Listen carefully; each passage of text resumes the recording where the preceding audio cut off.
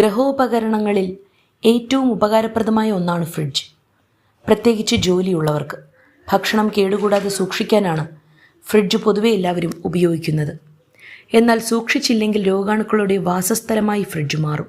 ഫ്രിഡ്ജിൻ്റെ ഡോറിൽ നിറയെ സാധനങ്ങൾ വയ്ക്കുന്ന പതിവ് പലർക്കുമുണ്ട്. മുട്ട, പാൽ, ജ്യൂസ് കുപ്പികൾ, വെള്ളം നിറച്ച കുപ്പികൾ, ബട്ടർ എന്നിവയൊക്കെ. എന്നാൽ ഏറ്റവും പെട്ടെന്ന് കേടുവരുന്ന ചില ഭക്ഷണങ്ങൾ ഫ്രിഡ്ജിൻ്റെ ഡോറിൽ ഒരിക്കലും സൂക്ഷിക്കാൻ പാടില്ല. നിരന്തരം തുറക്കുകയും അടയ്ക്കുകയും ചെയ്യുന്നതാണ് ഫ്രിഡ്ജിൻ്റെ ഡോർ. ഇത് ഭക്ഷണ സാധനത്തിൻ്റെ ഷെൽഫ് ലൈഫ് കുറയ്ക്കുകയും ആരോഗ്യത്തെ പോലും അപകടത്തിലാക്കുകയും ചെയ്യും.